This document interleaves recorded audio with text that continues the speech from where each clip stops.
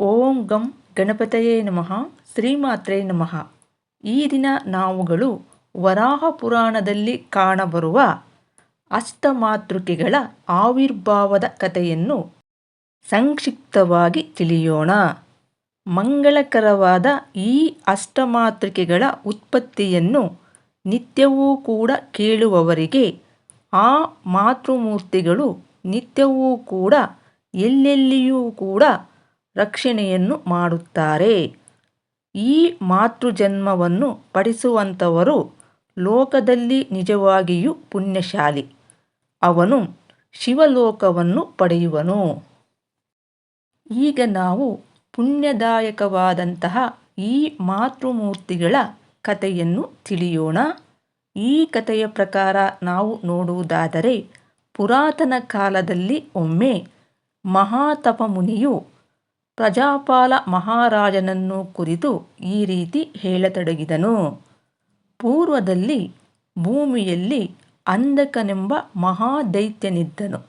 ಅವನು ಬ್ರಹ್ಮನ ವರದಿಂದ ಕೊಬ್ಬಿ ದೇವತೆಗಳನ್ನು ತನ್ನ ಅಧೀನರನ್ನಾಗಿ ಮಾಡಿಕೊಂಡಿದ್ದನು.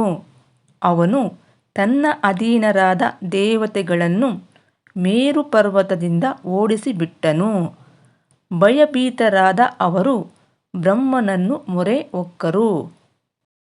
ಆವಾಗ ಬ್ರಹ್ಮದೇವನು ತನ್ನಲ್ಲಿ ಬಂದಂತಹ ಆ ಸುರೋತ್ತಮರನ್ನು ಕುರಿತು, ನೀವು ಬಂದ ಕಾರ್ಯವೇನು ದೇವತೆಗಳೇ, ಹೇಳಿ, ಸುಮ್ಮನೆ ಏಕಿರುವಿರಿ ಎಂದನು.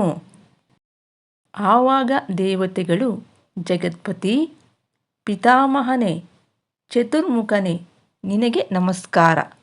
ದೇವತೆಗಳಾದ ನಾವೆಲ್ಲರೂ ಕೂಡ ಅಂಧಕಾಸುರನಿಂದ ಪೀಡಿತರಾಗಿದ್ದೇವೆ. ನಮ್ಮೆಲ್ಲರನ್ನೂ ಕೂಡ ನೀನು ಕಾಪಾಡು ಎಂದು ದೇವತೆಗಳು ಹೇಳಿದರು. ಆವಾಗ ಬ್ರಹ್ಮದೇವರು, ದೇವೋತ್ತಮರೇ, ಅಂಧಕನಿಂದ ನಿಮ್ಮನ್ನು ಕಾಪಾಡಲು ಶಕ್ತನಲ್ಲವೇ ಅಲ್ಲ.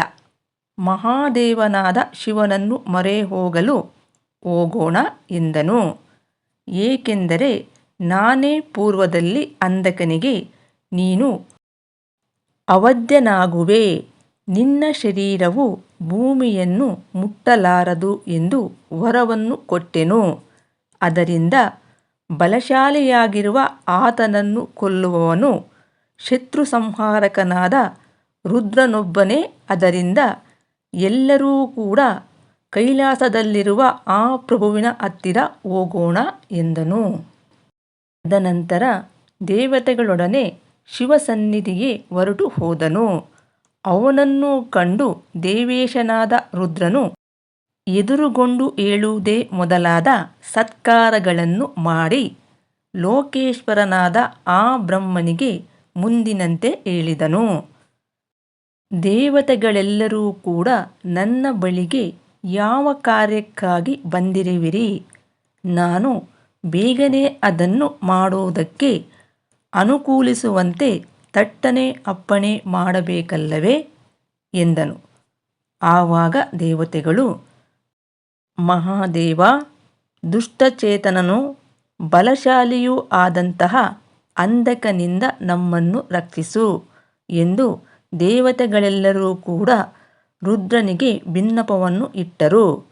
ದೊಡ್ಡದಾದ ಸೇನೆಯೊಡನೆ ಅಂಧಕನು ಅಲ್ಲಿಗೆ ಬಂದನು. ಸಾಮಗ್ರಿಗಳ ಒಡನೆ 4 ವಿಧವಾದ ಸೇನೆಯೊಡನೆ ಬಂದು ಅವನು ಯುದ್ಧದಲ್ಲಿ ಶಿವನನ್ನು ಅವನ ಪತ್ನಿಯಾದ ಪಾರ್ವತಿಯನ್ನು ಕೊಲ್ಲಬೇಕೆಂದಿದ್ದನು.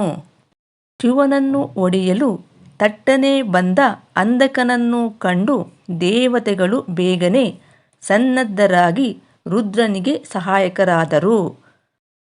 ಪರಮೇಶ್ವರನಾದ ರುದ್ರನು ವಾಸುಕಿಯನ್ನು, ತಕ್ಷಕನನ್ನು, ಧನುಂಜಯನನ್ನು ಸ್ಮರಿಸಿ ಅವರನ್ನು ಬರೆಸಿ ಅವರಿಂದ ಕಂಕಣವನ್ನು, ಉಡುದಾರವನ್ನು ಮಾಡಿಕೊಂಡನು.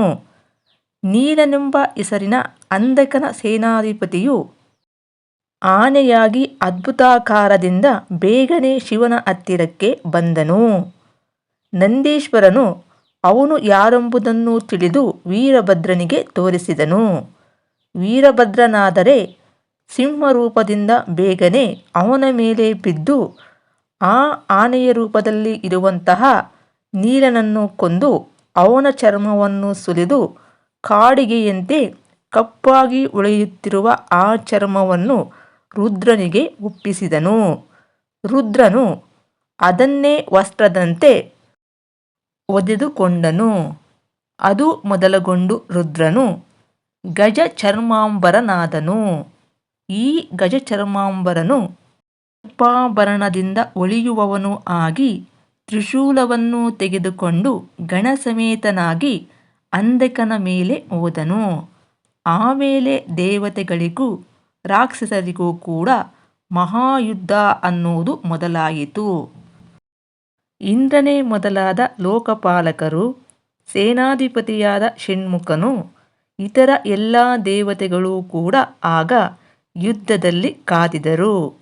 ಅದನ್ನು ನೋಡಿ ನಾರದನು ಬೇಗನೆ ನಾರಾಯಣನ ಹತ್ತಿರಕ್ಕೆ ಹೋಗಿ ಕೈಲಾಸದಲ್ಲಿ ರಾಕ್ಷಸರೊಡನೆ ನಡೆಯುತ್ತಿರುವ ಮಹಾಯುದ್ಧವನ್ನು ಅವನಿಗೆ ತಿಳಿಸಿದನು. ಅದನ್ನು ಕೇಳಿದ ಆ ಜನಾರ್ದನನು ಚಕ್ರಾಯುಧವನ್ನು ತೆಗೆದುಕೊಂಡು ಗರುಡವನ್ನೇರಿ ಆ ಕೈಲಾಸಕ್ಕೆ ಬಂದು ರಾಕ್ಷಸರ ಸಂಗಡ ಯುದ್ಧವನ್ನು ಮಾಡಿದನು. ಹರಿಯು ಬಂದು ಯುದ್ಧದಲ್ಲಿ ದೇವತೆಗಳಿಗೆ ಹಿತವನ್ನುಂಟು ಮಾಡಿದನು. ಆದರೂ ಕೂಡ ಕಂದಿದ ಮುಖವುಳ್ಳವರಾಗಿ ಅವರು ಓಡುವುದರಲ್ಲಿ ಆಸಕ್ತರಾದರು. ಅಲ್ಲಿ ದೇವತೆಗಳು ಮುರಿದೊಡಲು ರುದ್ರನು ತಾನೇ ನೇರವಾಗಿ ಅಂಧಕನ ಮೇಲೆ ಹೋದನು. ಅವನೊಡನೆ ರೋಮಾಂಚಕಾರಿ ಉಂಟುಮಾಡುವಂತಹ ಘನಘೋರವಾದ ಕದನ ಅನ್ನುವುದು ನಡೆಯಿತು. ಆ ಕದನದಲ್ಲಿ ಆ ರುದ್ರದೇವನು ತ್ರಿಶೂಲದಿಂದ ಅಂಧಕನ ದೈತ್ಯನನ್ನು ಹೆಚ್ಚಾಗಿ ಹೊಡೆದನು. ಒಡಿಸಿಕೊಂಡ ಅವನ ರಕ್ತವು ನೆಲದ ಮೇಲೆ ಬಿದ್ದಿತಲ್ಲವೇ. ಅದರಿಂದ ಲೆಕ್ಕವಿಲ್ಲದಷ್ಟು ಜನ ಬೇರೆಯಾದ ಅಂಧಕರು ಉದಯಿಸಿದರು. ಪರಮೇಶ್ವರನಾದ ರುದ್ರನು ಆ ಅತ್ಯಾಶ್ಚರ್ಯವನ್ನು ಕಂಡು ಮೂಲನಾದ ಅಂಧಕನನ್ನು ತ್ರಿಶೂಲಾಗ್ರದಿಂದ ಚುಚ್ಚಿ ಮೇಲೆ ಎತ್ತಿಕೊಂಡು ಕುಣಿದನು. ಅಲ್ಲಿ ರಕ್ತದಿಂದೆದ್ದ ಇತರ ಅಂಧಕರೆಲ್ಲರನ್ನೂ ಕೂಡ ಪರಮೇಷ್ಠಿಯಾದ ನಾರಾಯಣನು ಚಕ್ರದಿಂದ ಕೊಂದನು. ಶೂಲದಿಂದ ಚುಚ್ಚಿ ಹಿಡಿದ ಮೂಲಾಂಧಕನ ರಕ್ತಧಾರೆಯು ತುಂತುರುಗಳಿಂದ ಅಡಿಗಡಿಗೆಗೆ ಯಾವಾಗಲೂ ಅಂಧಕರ ಗುಂಪು ಅನ್ನೋದು ಏಳೆದ್ದಿತು. ಆಗ ರುದ್ರನಿಗೆ ಸಿಟ್ಟು ಅನ್ನೋದು ಬಂದಿತು. ಹೆಚ್ಚಾದ ಅವನ ಸಿಟ್ಟಿನಿಂದ ಮುಖದಲ್ಲಿ ಜ್ವಾಲೆ ಅನ್ನೋದು ಎದ್ದಿತು. ಆ ಜ್ವಾಲೆಯೇ ಮೂರ್ತೀಭವಿಸಿ ಯೋಗೀಶ್ವರಿ ಎಂಬ ದೇವಿಯಾಯಿತು. ವಿಷ್ಣುವು ತನ್ನಂತೆ ರೂಪವುಳ್ಳ ಬೇರೊಬ್ಬಳು ದೇವಿಯನ್ನು ಸೃಷ್ಟಿ ಮಾಡಿದನು. ಬ್ರಹ್ಮನು, ಷಣ್ಮುಖನು, ಯಮನು, ವರಾಹರೂಪಿಯಾದ ಮಹಾವಿಷ್ಣುವು ಪಾತಾಳವನ್ನು ಉದ್ಧರಿಸಿದ ಆ ದೇವಿಯ ರೂಪವನ್ನು ನಿರ್ಮಿಸಿದರು.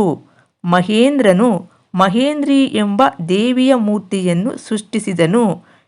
ಹೀಗೆ ಸೃಷ್ಟಿಯಾದ ಅವರೇ ಅಷ್ಟಮಾತೃಗಳು. ಯಾರಿಗೆ ಯಾವುದು ಕಾರಣವೋ ಅದು ಪರಮಾತ್ಮನಿಂದ ಮಾತ್ರ ನಿರ್ಣಯವಾಗಿತ್ತು. ನಾನು ಇದುವರೆಗೂ ಕೂಡ ದೇವತೆಗಳ ಶರೀರವನ್ನು ಹೇಳಿದೆನು. ಈಗ ಕಾಮ, ಕ್ರೋಧ, ಲೋಭ, ಮದ, ಮೋಹ, ಮಾತ್ಸರ್ಯ, ಪೈಶೂನ್ಯ, ಅಸೂಯೆ ಎಂಬುವವು 8 ಅಷ್ಟಮಾತೃಕೆಗಳ ಆತ್ಮಗಳು. ಕಾಮವೇ ಯೋಗೀಶ್ವರಿ, ಕ್ರೋಧವೇ ಮಹೇಶ್ವರಿ, ಲೋಭವೇ ವೈಷ್ಣವಿ, ಮದವೇ ಬ್ರಾಹ್ಮಿ, ಮೋಹವೇ ತಾನಾಗಿ ಉದಯಿಸಿದ ಕೌಮಾರಿ, ಮಾತ್ಸರ್ಯವೇ ಇಂದ್ರಜೆ ಇಲ್ಲವೇ ಐಂದ್ರಿ, ವೈಶೂನ್ಯವೇ ಯಮದಂಡಧರೆ, ಅಸೂಯೆಯೇ ವಾರಾಹಿ. ಈ ಕಾಮಾದಿಗಳು ಹಿಂದೆ ಹೇಳಿದ ಶರೀರಗಳನ್ನು ಪಡೆದು ಹೇಗೆ ದೇವತೆಯರು ಆದರೆಂದು ನಾನು ಹೇಳಿದ್ದೇನೆ. ಈ ದೇವತೆಗಳು ಅಂಧಕನ ರಕ್ತವನ್ನು ಪೂರ್ತಿಯಾಗಿ ಇಂಗಿಸಲು ರಾಕ್ಷಸ ಮಾಯೆಯು ನಾಶವಾಯಿತು. ಆ ಅಂಧಕನು ಮೃತನಾಗಿ ಸಿದ್ಧನಾದನು. ಅವನ ದೇಹದಿಂದ ಬರುವಂತಹ ರಕ್ತವನ್ನು ಪೂರ್ತಿಯಾಗಿ ಇಂಗಿಸಿಬಿಟ್ಟರು. ತಕ್ಷಣ ಅಂಧಕನು ಮೃತನಾದನು ಅಂತ ಮಹಾತಪಮುನಿಯು ಪ್ರಜಾಪಾಲ ಮಹಾರಾಜನಿಗೆ ಹೇಳುತ್ತಾ, ದೊರೆಯೇ, ಆತ್ಮವಿದ್ಯಾಮೃತವನ್ನೆಲ್ಲ ಕೂಡ ನಾನು ನಿನಗೆ ಹೇಳಿದ್ದೇನೆ. ಈ ಮಂಗಳಕರವಾದ ಮಾತೃಗಳ ಉತ್ಪತ್ತಿಯನ್ನು ನಿತ್ಯವೂ ಕೂಡ ಕೇಳುವವರಿಗೆ ಆ ಮಾತೃಗಳು ಎಲ್ಲ ವಿಧದಲ್ಲೂ ಕೂಡ ಆತನಿಗೆ ರಕ್ಷಣೆಯನ್ನು ನೀಡುವರು. ಹಾಗೆಯೇ ಈ ಮಾತೃಜನ್ಮವನ್ನು ಓದುವವರು, ಪಠಿಸುವವರು ಕೂಡ ಲೋಕದಲ್ಲಿ ನಿಜವಾಗಿಯೂ ಪುಣ್ಯಶಾಲಿಗಳು. ಅಂತಹ ವ್ಯಕ್ತಿಗಳು ಕೊನೆಗೆ ಶಿವಲೋಕವನ್ನು ಪಡೆಯುವರು. ಈ ದೇವತೆಯರಿಗೆ ಬ್ರಹ್ಮನು ಉತ್ತಮವಾದ ಅಷ್ಟಮಿ ತಿಥಿಯನ್ನು ಕೊಟ್ಟನು. ಈ ಅಷ್ಟಮಿ ತಿಥಿ ಇರುವಂತಹ ದಿನದಲ್ಲಿ ಈ ಮಾತೃಗಳನ್ನು ಭಕ್ತಿಯಿಂದ ಮನುಷ್ಯನು ಪೂಜಿಸಬೇಕು. ಅವನಿಗೆ ಅವರು ತೃಪ್ತರಾಗಿ ಕ್ಷೇಮ ಆರೋಗ್ಯವನ್ನು ಕೊಡುವರು. ಸದ್ಯಕ್ಕೆ ಈ ವಿಡಿಯೋನ ಇಲ್ಲಿಗೆ ಮುಗಿಸಿ ಮತ್ತೊಂದು ವಿಶೇಷವಾದ ಮಾಹಿತಿಯೊಂದಿಗೆ ಇನ್ನೊಂದು ವಿಡಿಯೋದಲ್ಲಿ ಮತ್ತೆ ನೋಡೋಣ. ನಮಸ್ಕಾರ.